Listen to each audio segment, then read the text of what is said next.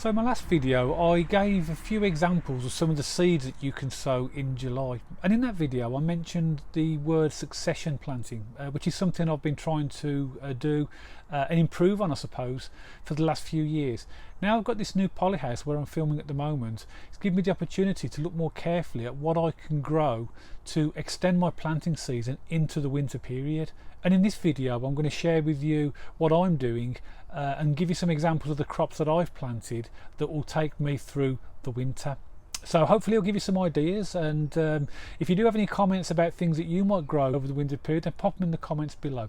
Don't forget to give the video the thumbs up if you like it, and if you want to subscribe to the channel for future videos on how to sow and grow fruit and veg, then don't forget to press the subscribe button. Succession planting is something that you will come across in quite a lot of videos and quite a lot of literature, but just to define what that actually means. So with succession planting, what it means is that when a crop is finished, we're looking for something to succeed it. So in that space where you've just harvested whatever crop it is, succession planting would mean that you would plant something in its place and therefore utilise and maximise the space, basically make your garden or your allotment more efficient to keep extending the growing season. One of the biggest problems for me in the past is literally remembering what to plant and when. You know, how do you know that you need to plant, for example, your lettuce seeds every 3 to 4 weeks? How are you going to remember to do that? Because time goes on, and then before you know it, the planting season's over and it's too late. So to make succession and planting successful, then always have a plan. Maybe have a seed planting calendar, and again, if you look at a previous video on my channel, I show you how to utilise my seed planner. I suppose another barrier as well, which is to do with sort of knowledge and planning really, is to do with the space that you've got available. You can still do succession planning in whatever size garden or allotment you've got, small or large. It's just knowing, I suppose, what crops are due to end so that you can get the next ones in. So it's not really a barrier, it's more to do with your understanding of what needs to be planted and when. So a little bit later in the video I'm going to take you inside my polyhouse and show you some of the things that are growing in there and I've recently planted. But firstly I'm just going to give you a quick scan outside and show you around my allotment, and you can just see how much growth there is at this time of year and all the beds that are completely planted. And I suspect this is very typical of a lot of gardens and allotments pretty much all around the world.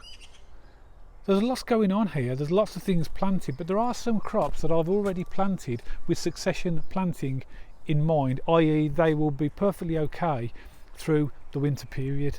The first one here is kale. This is I don't know if you can see through the netting there, the kale that I put in, started it off in the polyhouse, and that's growing really nicely. Kale, as a member of the brassica family, is hardy to frost, so I don't need to worry about whether or not that is needed to be harvested before the frost, because it will grow perfectly well even in frosty weather. So for succession planning, that is a crop that I will be able to harvest right the way through the winter. The whole bed, you can see, the one with the green netting on it, is completely made up of crops that I will be able to utilise through the winter, and I've designed my planning that way. So in this first part of this bed here, under the green netting, I've got 2 rows of Brussels sprouts. You can see them growing really well just under there. They are a variety called Brendan F1. The reason that you'll use green netting with brassicas is because pretty much everything likes them, so you have to protect them against things like caterpillars, butterflies, even birds, pigeons. So there's 2 rows of Brussels sprouts here, and I've also got 2 rows of cabbage here. These are a variety called Cabbice, C-A-B-B-I-C-E, and they're growing really nicely as well. And again, everything in this bed under the green netting and the beetroots here is completely frost hardy. So I don't need to worry about having to get these crops out of the ground before any frost, because they'll stay happily in the ground and I can just take them as I need them. This is my favourite variety. If you watched my videos before, you'll all know that I love this variety called Renova. And you'll see when we get into the polyhouse, I've got some crops that I planted a few weeks ago to give me a continuous crop of these. All of these under the rest of this green nesting are Swedes.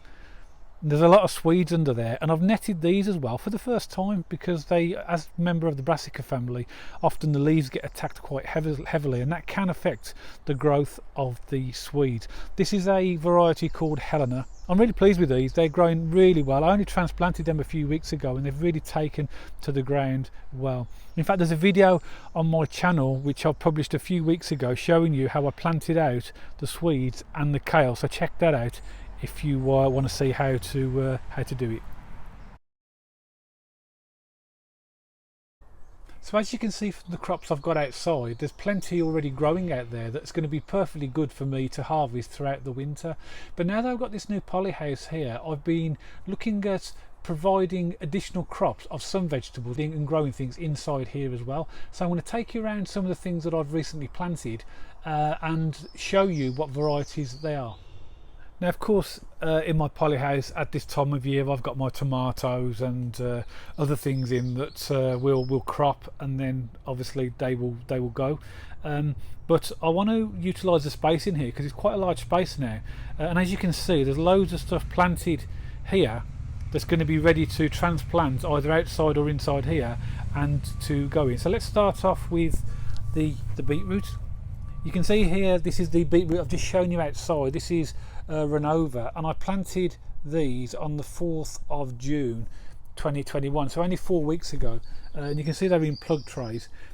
My plan is here to maybe one of these trays I'm going to plant inside here and one of them outside, just as a bit of an experiment. Next to those, I've got some onions. I've got to be honest with you, I haven't done very well with onions this year, mainly because the build for the polyhouse has impacted on some of the things I was growing. Onions is definitely one of them in terms of my time to be able to grow them. So I've tried another lot here, and I'll put these inside as well. These are called Bedfordshire Champion, and they're growing okay. Next to those is a tray of leeks, and they're Autumn Mammoth 2. So we'll give them a go. And beyond there we have spring onions. Now they're a variety called White Lisbon, and spring onions are really easy to grow. Now you'll notice over here that I've already got another lot of spring onions that are more advanced, and over here another lot that are fairly near to being harvested. And this is what succession planning is all about. It's about planting vegetables so that they don't grow all at once and you get like a massive harvest, which is something I've been doing in the past. So spring onions there, I've got 3 sowings. Next we have carrots, and as you can see I've planted them in a little tray just as an experiment really. Most people plant carrots outside, and as long as you prepared the ground properly, getting rid of any stones and making sure that the soil's as fine as possible, they will grow. So I'm going to see how they grow and transplant them. I've never grown carrots in a tray before, so again a lot of this is experimental. They're a variety called Autumn King 2. Yesterday I planted 3 trays of French beans. Now I've already got French beans outside growing at the moment, so these will replace those when they grow. And in this polyhouse, these will germinate fairly quickly, so I'm imagining I'll be able to plant these out in about 3 to 4 weeks time, believe it or not, which seems strange considering you can't see anything at the moment, and they will give me a second crop. I've also got Brussels sprouts here. Now you saw Brussels sprouts outside. These are the same variety, Brendan F1, and my plan is to put these Brussels sprouts, or try them, in here in the ground. This pallet where these trays are sitting on will be removed and all this will be dug. And also I'll have space where the tomatoes were to put things in as well. So there's a few Brussels sprouts there. All these trays over here are Little Gem lettuce.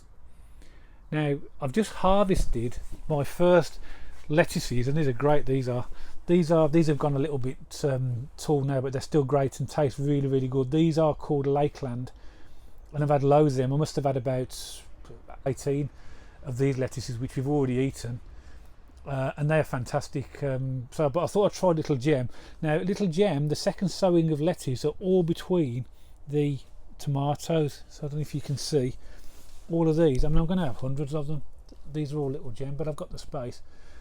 My problem is, is when I plant seeds and I do the pricking out, I don't like throwing anything away, and with seeds being so small, and if they all germinate, then I don't like wasting them, so I will put them in. So we'll have lots of Little Gem, and so will my family and friends. But these are the next sowing that will go in after them. So that's what succession planting is all about. I've had my Lakeland lettuce, which I've got 3 left. I will then be harvesting the Little Gems, which will be big enough very soon between the tomatoes, and then after that I've got another lot that are here which will allow me to continue harvesting, and I'll probably put another lot in after these, because with this poly house I'll be able to grow lettuce through the some of the winter months. In these little trays here I planted yesterday, I've planted spring cabbage. Don't know the variety, the seeds were given to me by Allotment friend Andy. Turnips, which I think they were called, I think they're purple top Milan or something, I can't remember the exact name, and radish, which are scarlet globe. And again, you might say, well, you should put radish into the ground. Well, I'm just experimenting really to see how they grow in the little tray.